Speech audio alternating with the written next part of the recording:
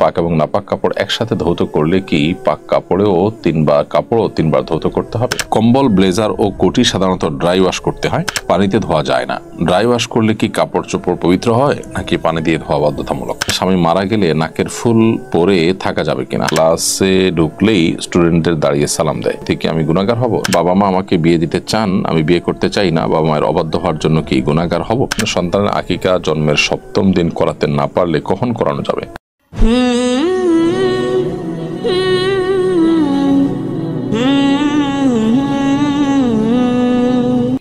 মোহাম্মদ আশিক মন্ডল আপনি লিখেছেন, পাক এবং নাপাক কাপড় একসাথে ধৌত করলে কি পাক কাপড়ও তিনবার ধৌত করতে হবে?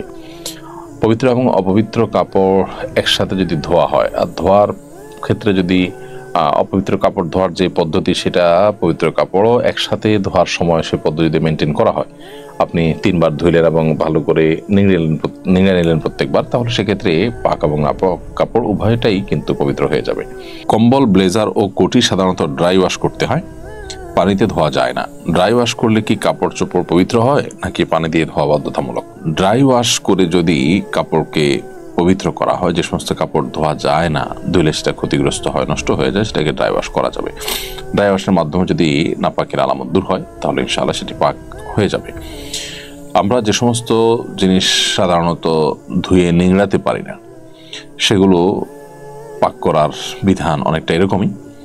ধরুন কোনো ওয়াল কিংবা ফ্লোর, সেটা কাপড় চোপড়ের মতো 3বার পানিতে চুবানো কিংবা পানি দিয়ে ধোয়া এবং নিংড়ানোর যে নির্দেশ রয়েছে, এখানে সেটা সম্ভব না। অতএব এখানে পানি ঢেলে দিয়ে শুকিয়ে নিলে হয়। আর যেখানে পানি ঢালাও সম্ভব না, ধরুন কোনো তোষক অথবা বড় কোনো কার্পেট, যেটা আসলে পানি দিয়ে ধুতে গেলে নষ্ট হয়ে যায় বা ধোয়া সম্ভব না, তুলা দিয়ে তৈরি যে লেপ রয়েছে, এই জাতীয় এগুলো ধোয়া যায় না। তো সেগুলো যদি শুকিয়ে ফেলা হয় এবং নাপাকির যে আলামত আছে সেগুলো যদি দূর হয়ে যায়, ইনশাআল্লাহ সেটি পাক বলে গণ্য হবে।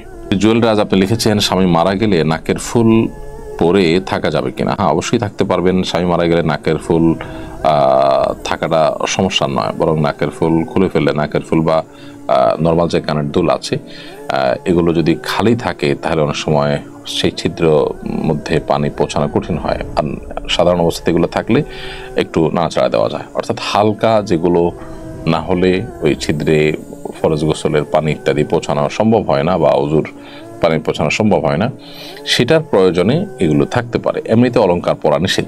স্বামী মারা গেলে সাজসজ্জা করা, মানে সাজসজ্জার অংশ হিসাবে বাহিরে গেলে যে সমস্ত অলংকার পরা হয়, এরকম অলংকার পরা বা সাজসজ্জা করা এটা নিষেধ। এমনি ইব্রাহিম হোসেন আপনি লিখেছেন, আমি একজন চট্টগ্রাম বিশ্ববিদ্যালয়ের ছাত্র, ক্লাসে ঢুকলেই স্টুডেন্টদের দাঁড়িয়ে সালাম দেয়, থেকে আমি গুনাহগার হব? না, আপনি গুনাহগার হবেন না। দাঁড়িয়ে সম্মান প্রদর্শন করা, এটা নিয়ে ওলামায়ের মধ্যে একাধিক মত আছে। কেউ কেউ এটিকে নিষেধ করেন, আবার অনেকে এটাকে জায়েজ মনে করেন, আবার অনেকে এটাকে বিশেষ পরিস্থিতিতে জায়েজ মনে করেন।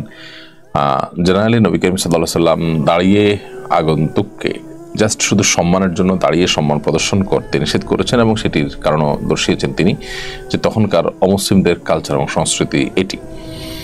তো নবী করিম সাল্লাল্লাহু আলাইহি ওয়াসাল্লাম নিষেধাজ্ঞার আওতায় এটিকে, তার আলোকে অনেকে এটাকে জেনারেলি নিষেধ করেন, যদিও এটা নিয়ে অনেকের ভিন্ন মত আছে। মিম আক্তার লিখেছেন, বাবা মা আমাকে বিয়ে দিতে চান, আমি বিয়ে করতে চাই না, বাবা মায়ের অবাধ্য হওয়ার জন্য কি গুনাহগার হব? আজীবন কুমারী থাকার বিষয়ে ইসলামের বিধান কি? বোন মিম আক্তার, আপনি বিবাহ করতে না চাওয়াটার যৌক্তিকজনক যদি কোনো কারণ থাকে, আপনি স্বামীর হক আদায় করতে পারবেন না, অথবা আপনি অসুস্থ বা অন্য কোনো যৌক্তিক কারণ থাকে, তাহলে আপনি বিবাহ না করে থাকতে পারেন। কিন্তু নিছক আপনার কারোর প্রতি অভিমানের কারণে বা অন্য কোনো যৌক্তিক কারণ ছাড়া যদি আপনি বিবাহ থেকে বিরত থাকেন, তাহলে সেই দৃষ্টিকোণ থেকে এটা প্রশংসনীয় কাজ নয়। সেক্ষেত্রে আপনার বিয়ে করাটাই হলো শরিয়ার নির্দেশনা এবং আপনার জন্য উচিত এবং উত্তম। বাট আপনি নিজেকে যদি চরিত্রকে হেফাজত করে থাকতে পারেন, তো সেটা আপনাকে বাধ্য করে না। এরকম ক্ষেত্রে বাবা মা যদি আপনি নির্দেশ করে, তাহলে বাবা মা সেই নির্দেশটা মানতে পারলে আপনার জন্য ভালো। আর যদি আপনার জন্য মানাটা অসম্ভব হয়, বাবা মাকে বুঝিয়ে নেবেন।